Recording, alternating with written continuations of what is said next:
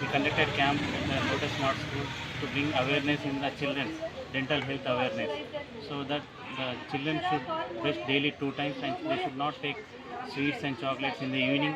After every meal, they have to brush, they have to gargle properly, so that they can control our tooth caries and they can maintain the good oral hygiene.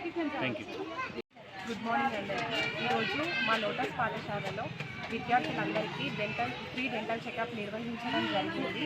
పిల్లలు తమ పళ్ళను ఎలా సంరక్షణ చేసుకోవాలి, ఏ విధంగా ఉండాలి, తర్వాత మనం చాక్లెట్స్ తినవద్దా, దానిపైన మనకు దత్తసాయి డెంటల్ డాక్టర్ నవీన్ గారు అండ్ డాక్టర్ నిఖితా గారు వచ్చి వాళ్ళపైన అవగాహన ఇవ్వడం జరిగింది మన lotus smart school. Thank you.